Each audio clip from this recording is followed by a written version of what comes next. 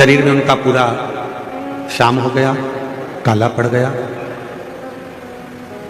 और जब शरीर पूरा शाम कलर का हो गया, काला पड़ गया, सांवरा हो गया, शाम कलर का हो गया, तब मेरे देवादिदेव महादेव उनकी परीक्षा लेने के लिए, थोड़ा ध्यान लगाना कथा में। और शिव जी उनकी परीक्षा लेने के लिए गए और भगवान शंकर ने जाकर कहा, पार्वती तुम शिव की आराधना कर रही हो, भगवान शंकर की साधना कर रही हो, शिव को भज रही हो, पर देवादिदेव महादेव तो कितने सुंदर हैं।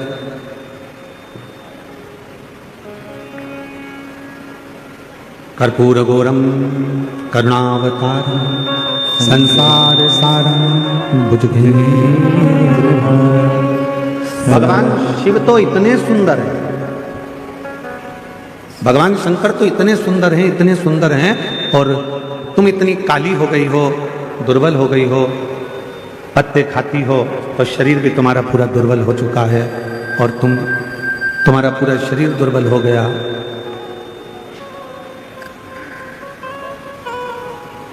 और तुम्हारा शरीर पूरा दुर्बल हो गया, शरीर काला भी हो गया, दुर्बल भी हो गया। अब ये बताओ कि शिवजी तुमसे शादी करें तो करें कैसे? भगवान देवादिदेव महादेव तुमको ब्याहें तो ब्याहें कैसे? कहां वो इतने गोरे और कहां तुम इतनी काली? कर्पूर गौरम करुणा संसार सदा भवम अब शिवजी तो इतने गोरे हैं, भगवान शंकर तो इतने गोरे हैं, और पार्वती तुम काली हो, कृष्ण वर्ण हो गया तुम्हारा, दुर्बल हो गई तुम, इतनी दुर्बल हो गई तुम, कैसे शिवजी तुमसे ब्याहेंगे? कैसे भगवान शंकर तुमसे शादी करेंगे? कैसे उनका विवाह तुमसे होगा?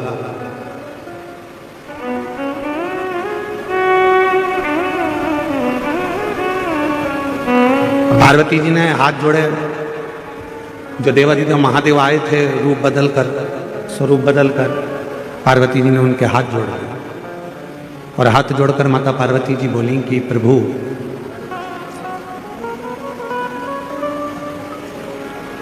भगवान, ये मेरा विश्वास कहता है और मेरा दृढ़ विश्वास कहता है, बेलपत्र के पत्ते को खाने से जब तुम मेरे पास आकर मुझे उपदेश दे सकते हो, ज्ञान दे सकते हो, मुझे समझा सकते हो, तो ये मेरा विश्वास कहता है कि एक ना एक दिन बेलपत्र का पत्र मेरे मुख में अगर जाता रहेगा तो मेरे भीतर की इंद्रियां संयमित रहेंगी, और जब भीतर की इंद्रियां संयमित रहेगी तो एक ना एक दिन मेरा महादेव भी मेरे पास में मुझे वरने के लिए जरूर आएगा। मुझे मेरा शंकर, मुझे मेरा महादेव, मुझे मेरा भोले बाबा मुझे वरने के लिए जरूर आएगा।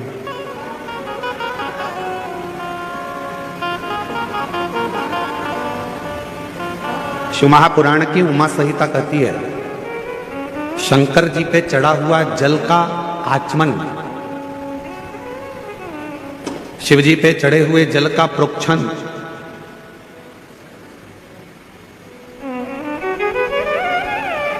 कायिक, वाचिक और मानसिक 3 पापों को नष्ट कर देता है।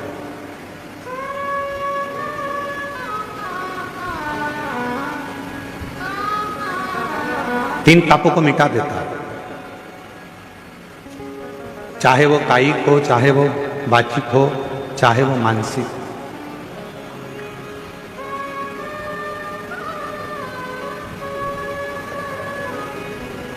और कोई ये ना कहे कि केवल सीहोर वाले महाराज जी कहते हैं कि शंकर जी पे चढ़ा हुआ जल पीना चाहिए। हम आप सबसे कहेंगे, जितने आस्था चैनल पर सुन रहे हैं, जितने तीनों पंडालों में और पंडालों के बाहर जितने भक्त बैठे हैं, पीछे गेट के बाहर, इधर वहां जहां तहां भक्त बैठे हैं, उन सबसे एक बात कहेंगे, आप हमारी बात पर भरोसा मत करो। आप तो गीता प्रेस गोरखपुर की शिव महापुराण लेकर आओ और उस शिव महापुराण को घर पर एक बार पढ़ कर देखो। उसमें आपको मिलेगा कि शंकर जी पे चढ़े हुए जल का जो आचमन कर लेता है वो फिर संसार सागर में जन्म नहीं लेता, उसकी मुक्ति हो जाती है, मोक्ष।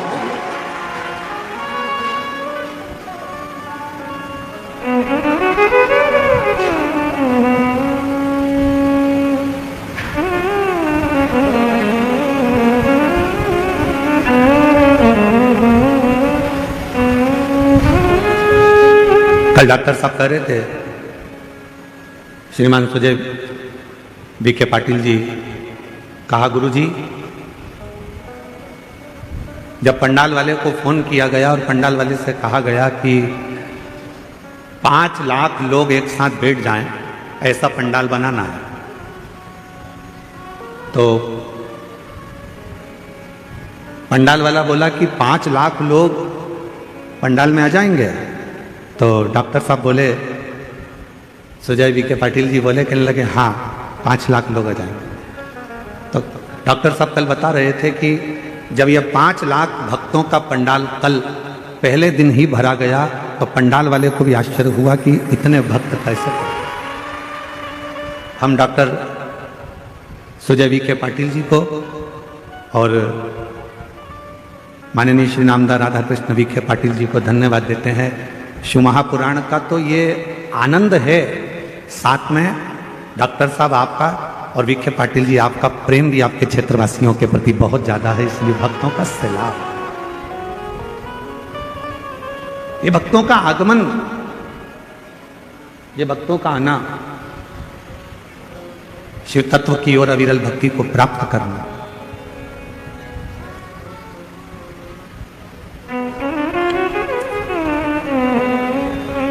तुमरुका जी ने तो चंचुला देवी को कहा था कि चंचुला, शिव महापुराण की जो कथा है, शिव महापुराण की जो कथा है, ये कथा भी शिव को चढ़ा हुआ जल है, भगवान शंकर को समर्पित किया हुआ जल है। बाहर का रिटर्न आ रहा पूरा चौंगों का।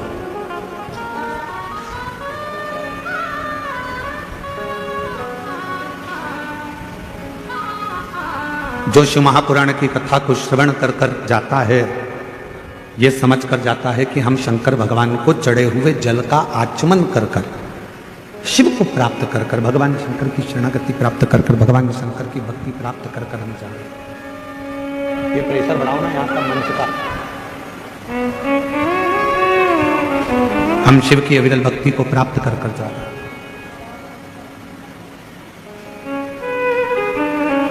शिव कथा कह रही है, भगवान शंकर का पवित्र चरित्र कह रहा है कि शिव के चढ़े हुए जल का वर्णन स्वयं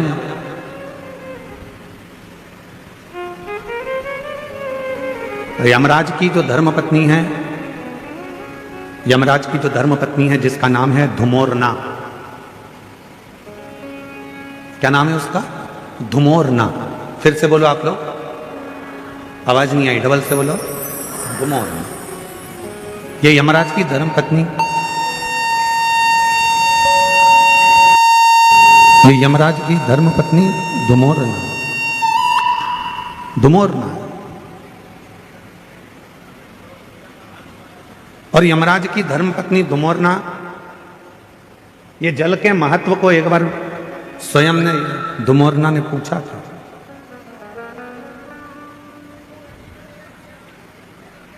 जल के महत्व को धुमोरना ने एक बार पूछा था। शिव महापुराण की कथा कहती है कि एक बार धुमोरना ने शंभु शरणे पड़ी मांगू घड़ी रे घड़ी, दुख काटो दया करी ने दर्शन आपो। शंभु शरणे पड़ी मांगू घड़ी रे घड़ी, दुख काटो दया करी ने दर्शन आपो।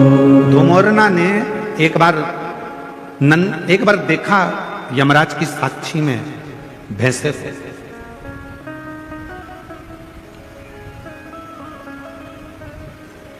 धुमरना ने देखा कि यमराज का जो भैंसा है, यमराज जिस पर बैठते हैं, भैंसा,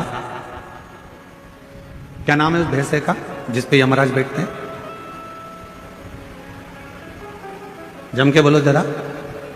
यमराज जिस भैंसे पर बैठते हैं,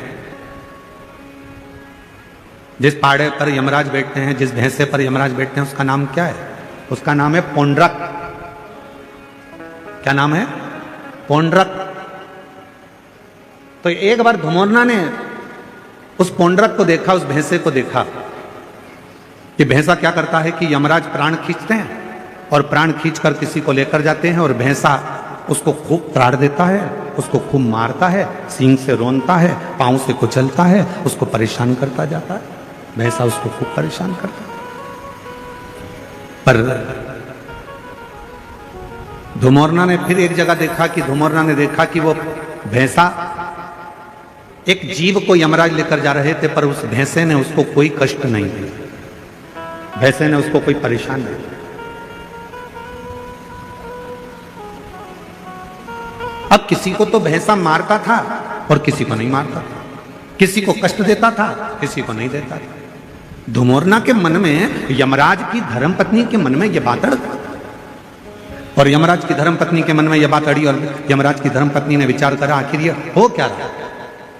जब यम की आज्ञा है कि कष्ट देना है तो देना चाहिए, फिर ये भैंसा किसी को कष्ट देता है, किसी को नहीं देता है, किसी को अच्छा रखता है, किसी को बुरा रखता है, आखिर ऐसा हो क्यों रहा?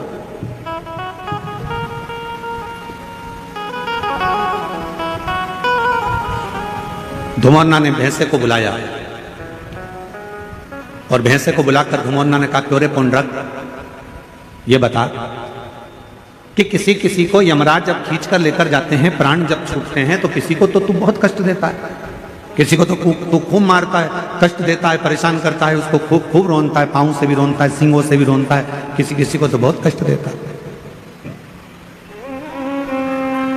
धुमरना बोली कि पौंड्रक, भैंसे, और किसी किसी को तू मारता ही नहीं है, कष्ट भी नहीं देता, आखिर ऐसा क्यों, किस लिए? तो भैंसे ने कहा धुमरना से, माताजी, जब भगवान देवादिदेव महादेव का रुद्र अवतार हुआ, जब मेरे शंकर भगवान का रुद्र अवतार हुआ और उनका रुद्र जो अवतार था, क्रोध का जो अवतार था, उस क्रोध के अवतार में मेरा जो जन्म हुआ है, मैं जो भैंसा बनकर पैदा हुआ हूं, वो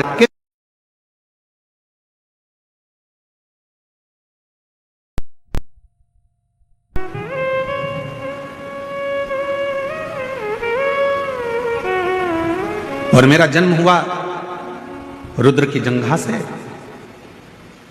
जब मेरा जन्म हो गया रुद्र की जंघा से, तो मैं समझ नहीं पाया कि मैं कहां जाऊंगा। तब देवादिदेव महादेव ने कृपा कर कर मुझे यमराज को दे दिया और मैं यमराज का सेवक बन गया। यमराज ने कहा कि तुम यदि मेरे पास में रहोगे तो मेरी आज्ञा का पालन करना पड़ेगा। तो देवादिदेव महादेव जी ने कहा कि यमराज को मैंने तुम्हें दिया है तो तुम्हें इसकी आज्ञा का पालन करना है, तुम आज्ञा का पालन करो। और यमराज की आज्ञा का पालन धुमरना से भैंसा कहता है कि मैं करने लगा। पर शिवजी ने मुझे कहा कि ए पौंड्रक, एक बात सुन, तू यमराज का भैंसा जरूर बनेगा, तू यमराज के पास जरूर रहेगा, पर एक काम करना, तुझे मैंने जन्म दिया है, मेरी जंघा से तू उत्पन्न हुआ है। रुद्र कहते हैं यदि कोई संसार का मनुष्य, पशु, पक्षी, जानवर, जलचर, थलचर, कोई मानव, उसके शरीर में अगर शिवलिंग पर चढ़ा हुआ जल, शंकर का चढ़ा हुआ जल यदि उसके शरीर पर कहीं लगा हो या उसके मुख में शंकर का चढ़ा हुआ जल पड़ा हो, तो उसे तो त्राण मत देना, उसे कष्ट मत देना, उसको सीधे मार्ग से लेकर, उसको तू त्राण मत देना, उसको तू कष्ट मत देना, उसको तू सीधे मार्ग से लेकर, उसको तू परेशान मत करना। पौंड्रक भैंसे ने वचन दे दिया देवादिदेव महादेव को कि मैं वचन देता हूं रुद्रदेव, ये मेरा वचन है जिसके मुख में शिव का चढ़ा हुआ जल होगा, जिसके शरीर पर शंकर का चढ़ा हुआ जल छीटा गया होगा, उसको ना यमराज परेशान करेगा, ना ये भैंसा परेशान करेगा, वो सीधे कैलाश धाम की ओर जाए। अब हम आपसे पूछें, उत्तर दीजिएगा जरा। जितनी मेरी शिरडी की जीजियां बैठी हैं, जितने मेरे जीजा बैठे हैं, सब उत्तर दें। मरने वाले व्यक्ति के मुख में कौन सी पवित्र नदी का जल दिया जाता है? जम के बोलो जरा। गंगा का। तुरंत जाओ जल्दी से गंगा का जल इसके मुख में डाल दो। कभी किसी ने पूछा अपने पूर्वजों से, अपने बुजुर्गों से कि मरने वाले के मुख में गंगा जल क्यों दिया जाता है? कभी किसी पवित्र व्यक्ति से पूछा कि मरने वाला व्यक्ति का जब उसको जब शमशान ले जाया जाता है तो उसके शरीर को गंगा जल डालकर पानी से नहलाया जाता है, साफ करा जाता है? कभी किसी ने अपने बुजुर्गों से पूछा कि मरने वाले के मुख में गंगा जल क्यों देते हैं? मरने वाले के मुख में गंगा जल क्यों दिया जाता है? मरने वाले के ऊपर गंगा जल का प्रोक्षण क्यों करा जाता है? गंगा जल क्यों छीटा जाता है? उसका एक कारण, रुद्रदेव ने जिस भैंसे पर यमराज बैठते हैं, वो पौंड्रक भैंसा, रुद्रदेव ने उस भैंसे को कहा था, अगर किसी के शरीर पर शिव का चढ़ा हुआ जल हो या मुख में शंकर का जल हो तो उसको तू यम की कैद मत देना। गंगा जल कहाँ चढ़ा है? शंकर की जटा पर। तो गंगा का जल कहाँ से निकलता है? शिव की जटा से। तो शंकर का चढ़ा हुआ जल ही गंगा जल है। इसलिए जब गंगा जल किसी को दे दिया जाता है, उसके शरीर में गिर जाता है, उसके मुख में पड़ जाता है, फिर वो त्राण नहीं भोगता, उसे कष्ट नहीं, उसे परेशानी नहीं।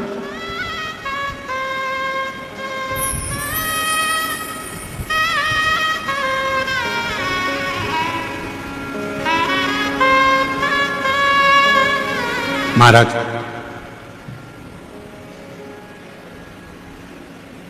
पहले ऐसा नियम था, अब आजकल तो बहुत सारे नियम बदल गए। पहले कोई मानसरोवर जाता था तो मानसरोवर का जल लेकर आता था तो अपने आसपास में थोड़ा थोड़ा जल देता था। बोलो बोलो दीदी, सही है गलत है? कोई गोदावरी स्नान करने के लिए जा रहा है तो माँ गोदावरी का जल लेकर आ रहे हैं तो थोड़ा थोड़ा आसपास में बांटते थे। कोई हरिद्वार गया, गंगा जी का जल भरकर लाया तो गंगा जी का जल आसपास में बांटते। पहले ऐसा नियम था। अब बीच में लोगों ने ये नियम बंद कर गिफ्ट बांटना चालू कर दिया। हम केदारनाथ जी गए थे, तुम्हारे लिए गिफ्ट लेकर आए। हम हरिद्वार गए थे, तुम्हारे लिए गिफ्ट लेकर आए। हम शिरडी गए थे, तुम्हारे लिए गिफ्ट लेकर आए। फिर गिफ्ट का काम बंद हुआ तो लोगों ने फिर प्रसाद देना चालू करा। हम उज्जैन गए थे, तुम्हारे लिए प्रसाद लेकर आए। हम वहां गए थे, तुम्हारे लिए ये प्रसाद लेकर आए। हम तुम्हारे लिए ये प्रसाद लेकर आए। शिव महापुराण की कथा कहती है, किसी मंदिर, देवालय, शिवालय या किसी तीर्थ का सबसे बड़ा प्रसाद होता है वहां की पवित्र नदी का कुंड का जल। वो जल जब हम अपने आसपास में देते हैं तो हमें हजारों हजारों तीर्थ का पुण्य फल प्राप्त होता है।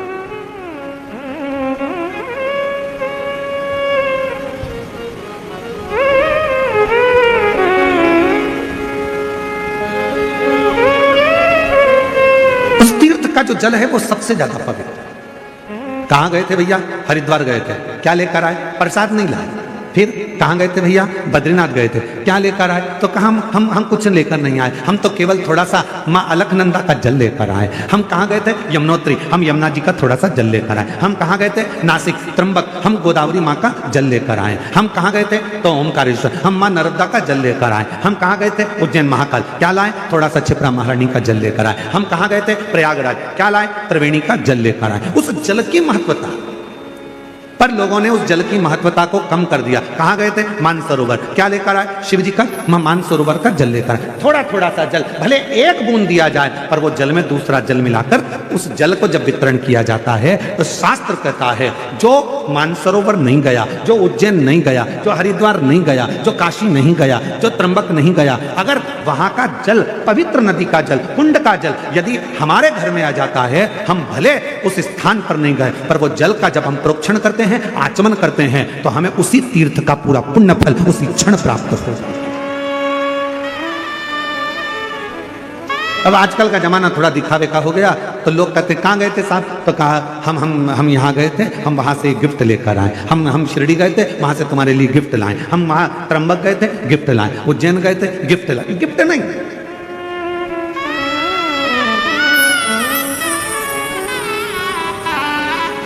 अभी कथा में हमने कहा था, जलगांव की कथा में, कि करवा चौथ पर तुम्हारा पति तुमको गिफ्ट दे, पर तुम अपने पति को कसम खिलवाना। बोला था कि नहीं बोला था? अरे जम के तो बोलो। तुम अपने पति को सौगंध दिलवाना करवा चौथ के दिन कि तुम मुझे गिफ्ट दे रहे हो, चलेगा, पर मुझे भी एक गिफ्ट चाहिए कि तुम कसम खाओ, सौगंध खाओ कि जब भी गाड़ी चलाओगे तो हेलमेट जरूर लगाओगे, जब भी गाड़ी चलाओगे तो हेलमेट लगाओगे। ये गिफ्ट तो मुझे कि क्योंकि तुम हो तो मेरा घर है, तुम हो तो परिवार है, तुम हो तो मेरा कुटुंब है, तुम हो तो मेरे बच्चे हैं, और तुम हो तो मैं। हेलमेट लगाओ, 4 व्हीलर गाड़ी चलाओगे सीट बेल्ट लगाओ, ये शपथ दिलवाओ।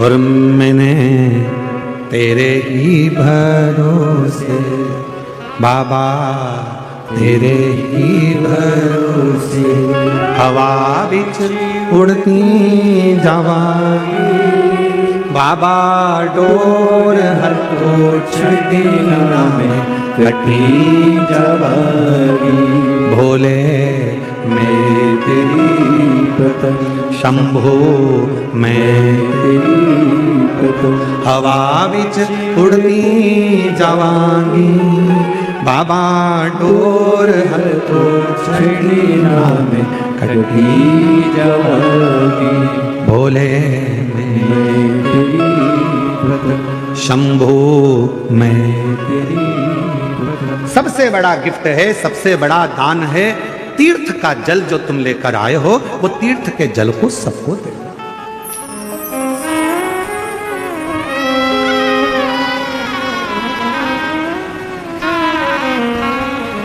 मुख में गंगा जल हो,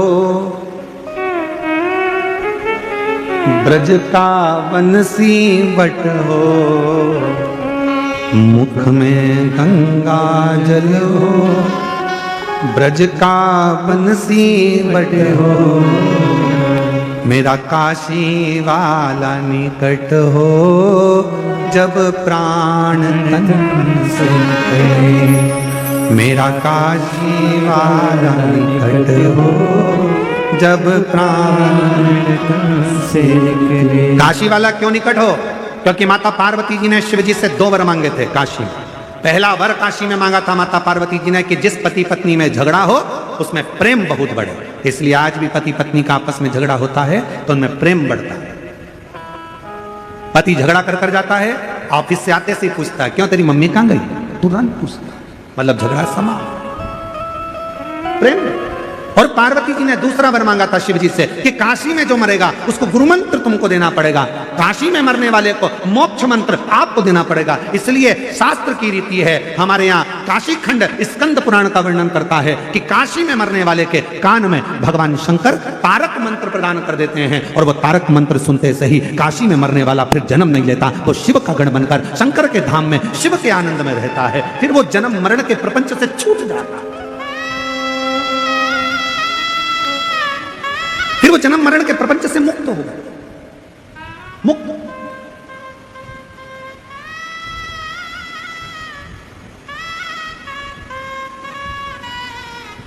शिव महापुराण का काशी खंड कहता है, ध्यान, स्कंद पुराण का काशी खंड कहता है, कभी योग लगे तो स्कंद पुराण के काशी खंड को पढ़िएगा। मैं माननीय पाटिल साहब को बहुत बहुत इसके लिए धन्यवाद दूंगा, माननीय नामदास राधा कृष्ण वी के पाटिल जी को, डॉक्टर सुजय वी के पाटिल जी को मैं इस चीज के लिए धन्यवाद दूंगा कि काशी खंड में, स्कंद पुराण के काशी खंड में लिखा है, जो कार्तिक के महीने में भगवान शंकर की अविरल भक्ति करता है, जो कार्तिक के महीने में शिव महापुराण की कथा यदि एक बार भी श्रवण कर लेता है, उसको सहस्त्र अश्वमेध यज्ञ का फल तुरंत प्राप्त हो जाता है।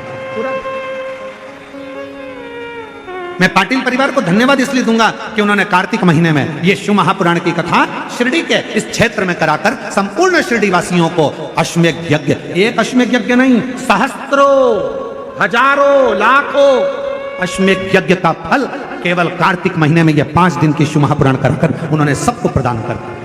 सब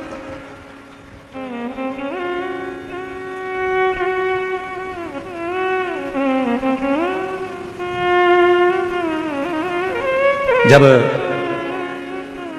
डॉक्टर सुजय विखे पाटिल जी कथा लेने के लिए सीहोर आए थे तो उस समय पर बता रहे थे, उनको 2-3 तारीख बताई गई, पर उन्होंने जो तारीख चुनी वो कार्तिक के महीने की चुनी। तो हमको भी आश्चर्य हुआ कि जरूर माता पिता के संस्कार इतने प्रबल हैं कि कार्तिक के महीने की अगर तारीख चुनी है तो उसमें फल, तो ये श्रेष्ठता है।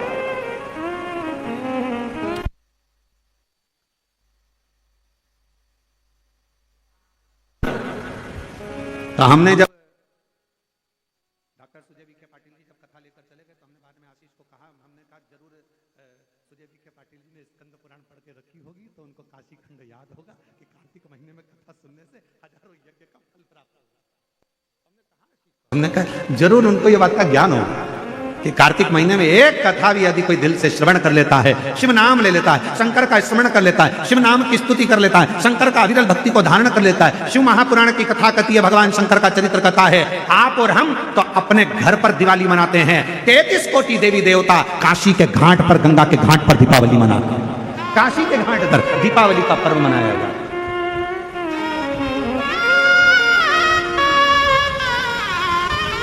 शिव धाम में, भगवान शंकर के धाम में, काशी में शंकर के अविरल धाम, हम तो आपसे भी कहेंगे आपके घर के आसपास में जो शंकर का मंदिर हो ना, दीपावली के दिन शंकर के मंदिर में जाकर दीपदान जरूर करना। दीपावली के पर्व पर शिव मंदिर में जाकर उसके आसपास में दीप जरूर लगाना। क्यों? आपको वही फल प्राप्त होगा जो काशी में देवताओं ने दीप जलाकर प्राप्त किया, वही।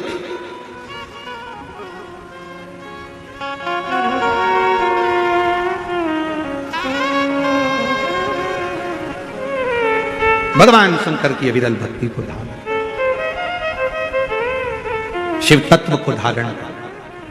और इस वर्ष जब आप 20 अक्टूबर को दिवाली मनाएं और 20 तारीख को जब आप दीपावली का पर्व मनाएंगे, हमारे यहां भी दीपावली कुबेरेश्वर धाम पर 20 तारीख की है, खजाना रहता है, ऐसा ही क्रम दीपावली पर्व का रहता है।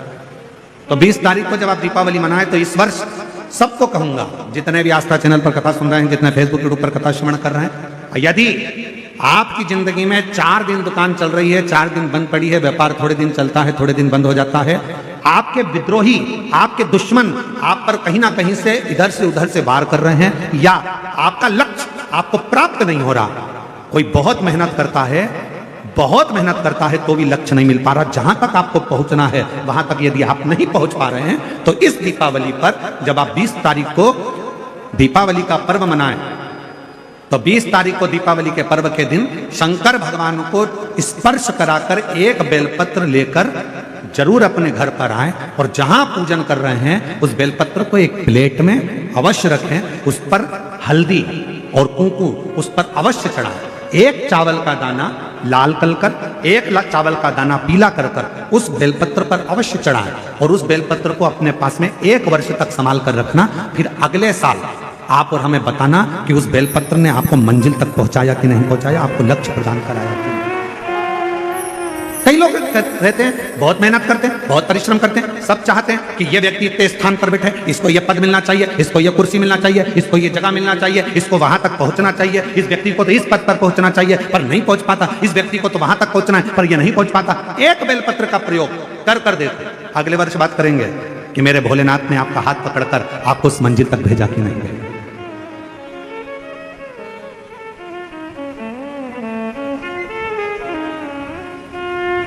कई व्यापारी, कई किसान कह देते हैं, अरे गुरुजी हमारी फसल पिट गई, अब की बार हमारी जो पिक थी वो पूरी की पूरी पिट गई, हमारा पानी ने बेकार कर दिया, हमारा इसने बेकार कर दिया, हमारा उसने बेकार कर दिया।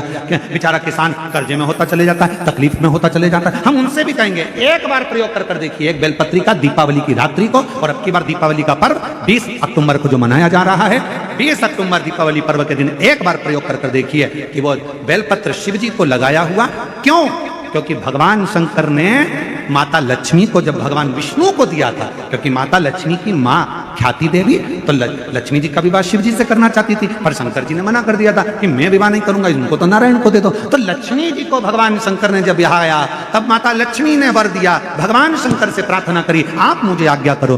शंकर भगवान ने कहा जिस दिन तुम पृथ्वी पर भ्रमण करने के लिए आओ और जिस स्थान पर बेलपत्र विराजमान हो उस स्थान पर तुम सदा विराजमान हो जाओ। वहां से फिर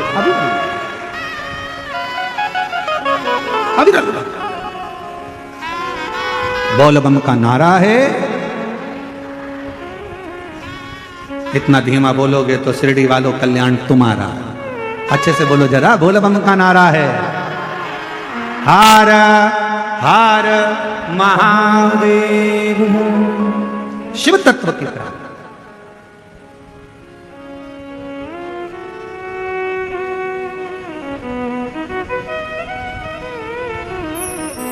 भगवान देवादिदेव महादेव के दरवाजे पर दीप अवश्य।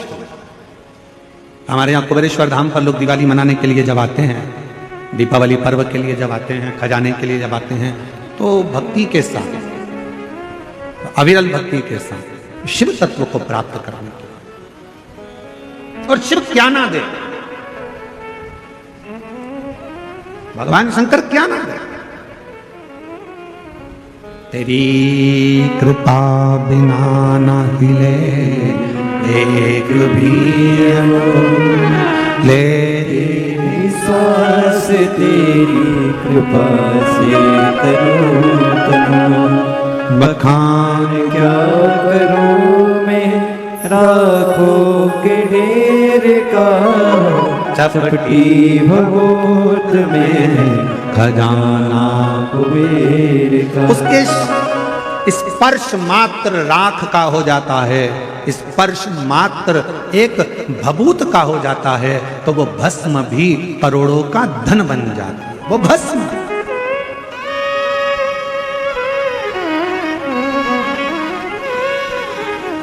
इसलिए शिव महापुराण की कथा कहती है एक लोटा जल सारी समस्या का।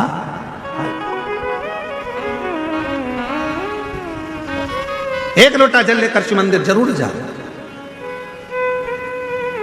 वो कहे शिव महापुराण मध्ये एक लोटा पाणी घेऊन खूपचा महत्व आहे।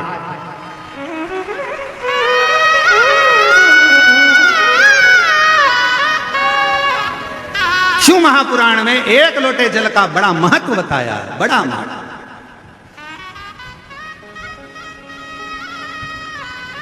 शिव पिंडीचा एक लोटा पानी घेऊन, तो जो एक लोटा जल शंकर की पिंडी पर जल चढ़ा देता है उसका खूब खूब खूब खूब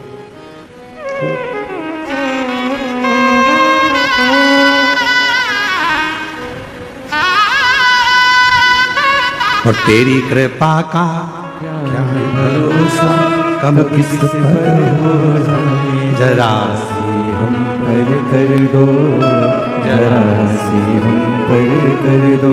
तेरी कृपा का क्या है भरोसा कब किस पर हो जाए। जरा सी हम पर कर दो, जरा सी हम पर कर दो। जिस पर भी हो गई तेरी कृपा करुणा वो भव पार हुआ, भव पार हुआ।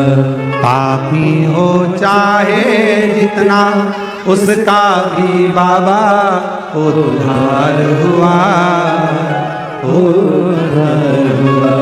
गिद्ध अजामिल गणिका जैसे तेरे मन को भाए। जरा सी हम पर कर दो, जरा सी हम पर कर दो। तेरी कृपा का क्या है भरोसा कब किस पर हो जाए। जरा सी हम पर कर दो, जरा सी हम पर कर दो।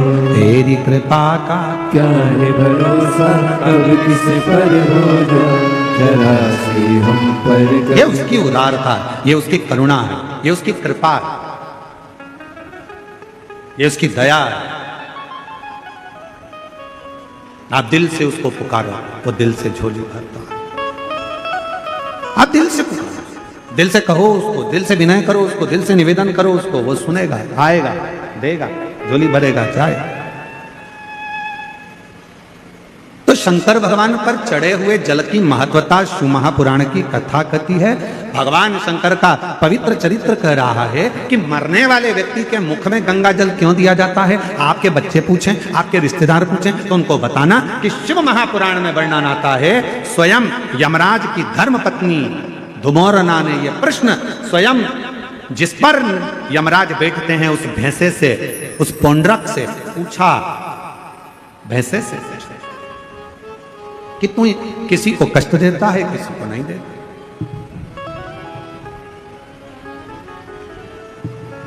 किसी को तो तू अच्छे से लेकर जाता है और किसी को रुला रुला कर लेकर जाता है। बात क्या?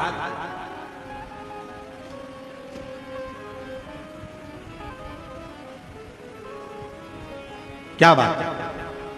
तो भैंसे ने कहा कि मैंने शिव जी ने, शंकर भगवान को मैंने वचन दिया, क्योंकि मेरे देवाधिदेव महादेव ने तो मुझे यमराज को दिया।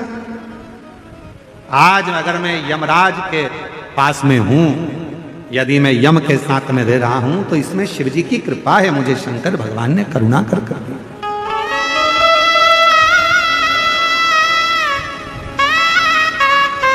ये शिव की उदारता से मुझे मिला। इसलिए हमारे सनातन धर्म में आज भी नियम है, ये गंगा का जो जल है वो भगवान शंकर का चढ़ा हुआ जल है, शिव के ऊपर से चढ़कर नीचे आ। कई लोग हमारा बहुत विरोध जब करते हैं तो विरोध में कह देते हैं कि शिव जी पे चढ़ा हुआ जल मत पियो। सीहोर वाले महाराज ने बताया पियो, और यह कहता है मत पियो। तो जो तुमसे कहे कि शंकर पर चढ़ा हुआ जल नहीं पीना चाहिए, तो उनको कहना कि फिर तो मरते समय तू गंगा जल भी मत पीना, क्योंकि वो भी तो शंकर जी पे चढ़ा हुआ है। शिव जी के शीश पर आया तब तो नीचे आया। शिव महापुराण की कथा कहती है कि धुमोरना से, यमराज जी की धर्म पत्नी से स्वयं भैंसा कह रहा है, वो पौंड्रक भैंसा कह रहा है कि शिव की कृपा, शंकर की। कहा जिसके ऊपर शंकर का चढ़ा हुआ जल का प्रोक्षण हो, जो शिव का चढ़ा हुआ जल का आचमन कर ले, कहा उसको फिर कोई नरक के भोग ना भोगना।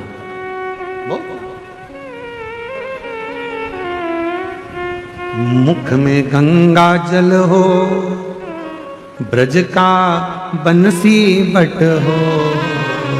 मुख में गंगा जल हो, ब्रज का बंसी बट हो।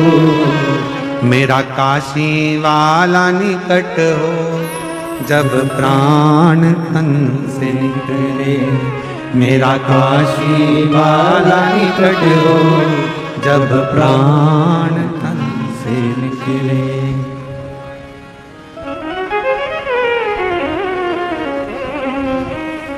हे भोलेनाथ, हे भोलेनाथ, इतना तो करना भोले, जब प्राण तन से निकले।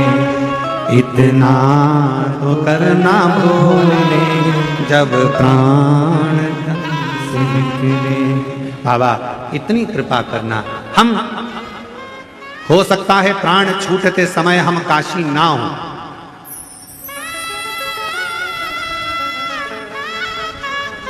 हो सकता है प्राण छूटते समय हम काशी ना हो, पर यदि हमने शंकर भगवान आपको एक लोटा जल चढ़ाया है तो इतनी कृपा जरूर करना, हम भले काशी में ना हो पर काशी वाला हमारे करीब में जरूर हो। ऐसे ऐसे काशी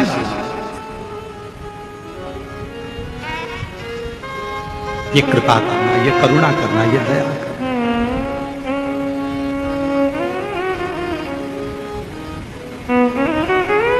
यमराज की जो धर्मपत्नी है ना,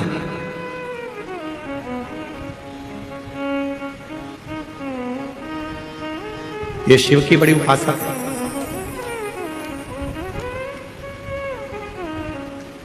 ध्रुमोरना दक्ष प्रजापति की बेटी है। शंकर भगवान की धर्म पत्नी भी माता सती भी दक्ष प्रजापति की बेटी है। कामदेव की धर्म पत्नी रति भी दक्ष प्रजापति की बेटी है। यमराज की धर्म पत्नी वो भी धुमोरना भी दक्ष प्रजापति की बेटी है। महाराज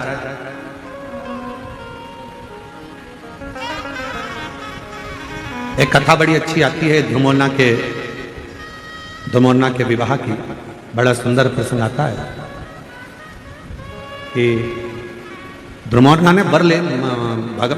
ने अपने पिता दक्ष प्रजापति से निवेदन करा और धुमोरना ने अपने पिताजी से निवेदन करा कि मेरा जहां विवाह करो जो मृत्यु को जीत ले, जो मौत को विजय प्राप्त कर ले, जो मृत्यु पर विजय प्राप्त कर ले, उससे हमारा विवाह। धुमोरना ने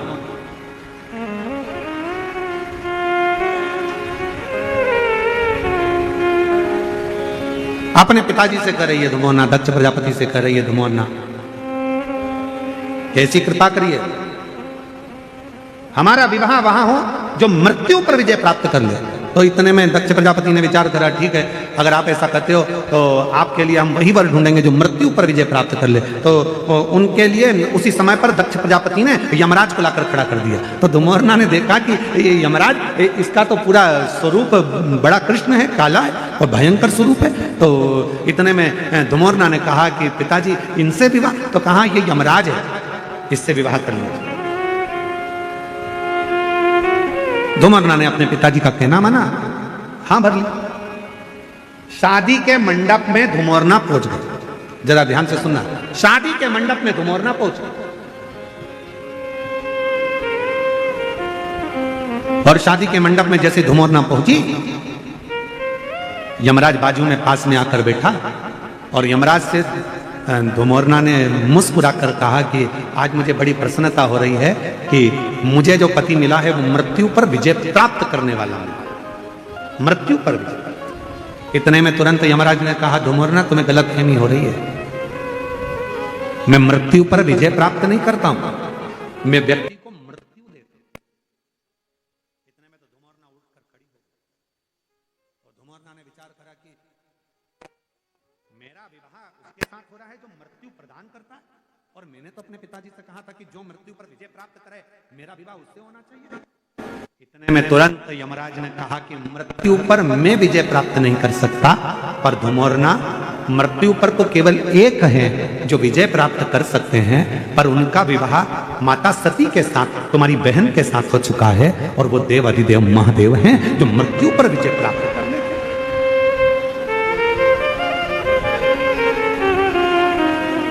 तो मौत पर विजय प्राप्त कर ले।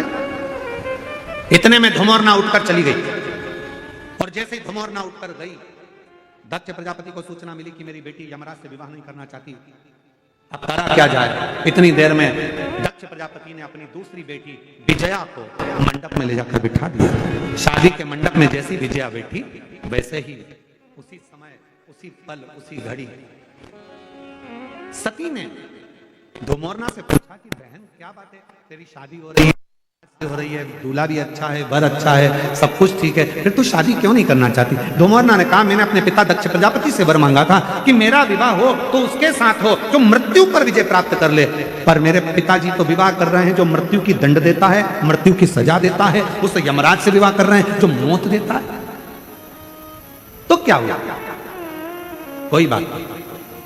सती ने कहा कि तू चिंता मत कर धुमोरना, तू चाहती है कि मृत्यु पे विजय प्राप्त करने वाले से तू विवाह करे, तू उससे विवाह तो नहीं कर सकती क्योंकि तेरी बहन सती का विवाह देव अधिदेव महादेव से मृत्यु पर विजय प्राप्त करने वाले से हुआ है। पर इतना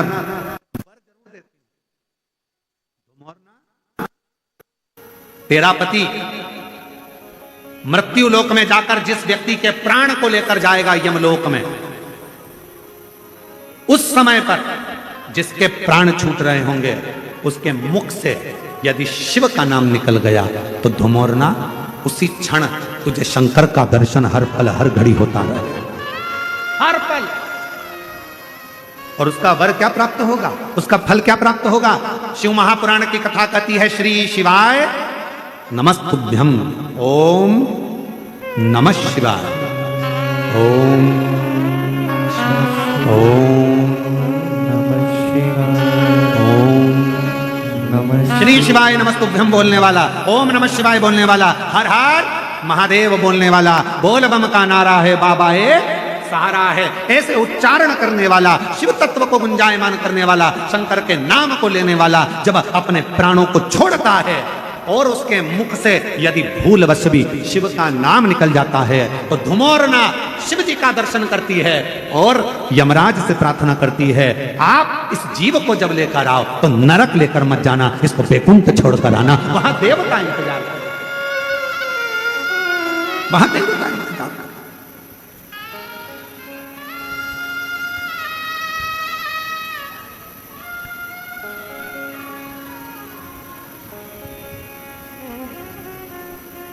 इसलिए आप लोगों से निवेदन है, ऐसी सुभाना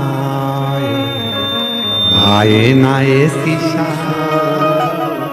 ऐसी सुभाना आए ना ऐसी शाम, जिस दिन जुबा पे मेरे, जिस दिन जुबा पे मेरी आए ना शिव का नाम, ऐसी सुबह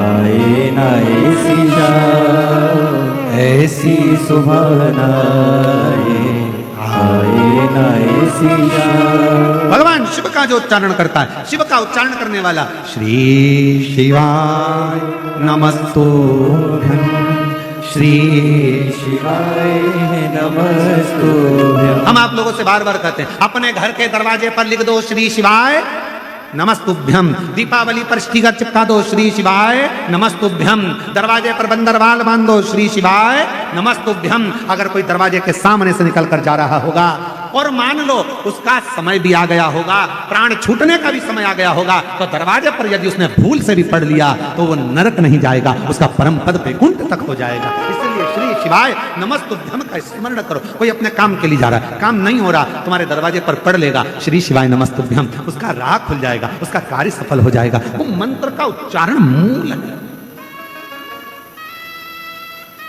कितना फल है मंत्र का, देखो एक पत्र देखिए,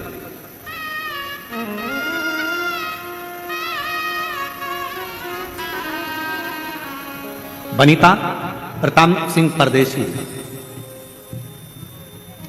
गांव गोटी, तालुका इंगतपुरी, जिला नासिक, महाराष्ट्र से।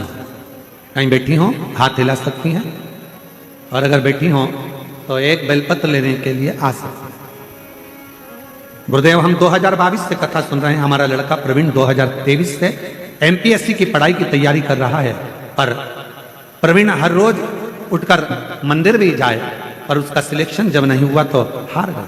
तब हमने उससे कहा, सीवर वाला बाबा कहता है कि मेहनत 4 गुना करो, मंदिर में साफ सफाई करो, शिवजी पर एक बेलपत्र जरूर चढ़ाओ, एग्जाम देने जाओ तो बेलपत्री पर शहद लगाकर शिव का भजन कर कर जाइए। पशुपति व्रत करा, तब हमने देखा तो भी जब उसको फल नहीं मिला तो उसका हिम्मत थोड़ा सा हारा। हिम्मत हारा तो हमने कहा पीछा मत छोड़ना बेटा, बाबा देगा जरूर। और तब हमने कहा कि एक बार कुबेरेश्वर धाम चल। हम उसको कुबेरेश्वर धाम ले गए। हमने कहा प्रवीण कुबेरेश्वर धाम लेकर चलो, और वहां जाकर बाबा का पूजन अर्चन करा। आज बाबा को धन्यवाद देती हूँ कि मेरे उस बेटे का सिलेक्शन हो गया और बेटा उच्च पद पर अधिकारी बनकर बैठ गया। मैं बाबा को यहाँ प्रणाम करने के लिए। एक पत्र देखिए बड़ा सुंदर,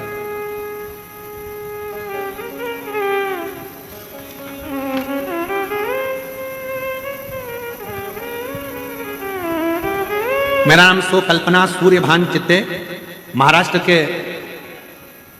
अहिल्यानगर से ही हूं, और अहिल्यानगर गांव महाकालवाड़, जरा पढ़ो, जरा पढ़ के बताओ, महाकालवा गांव, ठीक है, श्री रामपुर अहिल्यानगर से। बाबा, मेरी शादी को 22 साल हो गए थे, पर मुझे संतान नहीं हुई। बाबा, मेरे यहाँ बच्चा नहीं था, संतान का सुख नहीं था, बहुत सारे दवाखाना दिखाए लेकिन उसका कोई फायदा नहीं हुआ। हमने सभी आशा छोड़ दी थी। तभी एक सूरज की किरण जैसे खबर मिली जो मैं आज बताने जा रही हूँ। मेरी बहन गुरु ननंद ने बताया कि भोले बाबा की कथा में जाओ, वहां बाबा सभी समस्या का हल करते हैं। हम नहीं जान पाए, तब उसने कहा सियोर वाला महाराज कथा करता है, उसके पंडाल में बैठकर यदि कथा सुने, उसकी मिट्टी को पेट पर लगाए तो गर्भ जरूर ठहरता है। हमने विश्वास नहीं करा, जब इतने डॉक्टर फेल हो गए तो ये मिट्टी क्या करेगी। हम जलगांव चले गए, वहां की मिट्टी को पेट पर लगाया, 40 गांव की कथा भी सुनी और 40 गांव की कथा सुनकर हम आए, पशुपति व्रत करा, सफेद आंकड़े की जड़ का प्रयोग करा। आज बाबा की कृपा से 23 साल के बाद बाबा ने मेरी गोदी भर दी, मेरे यहाँ 23 साल के बाद औलाद हो गई। मैं बाबा को प्रणाम करने के लिए कहीं बैठी हूं तो हाथ हिला सकती हैं।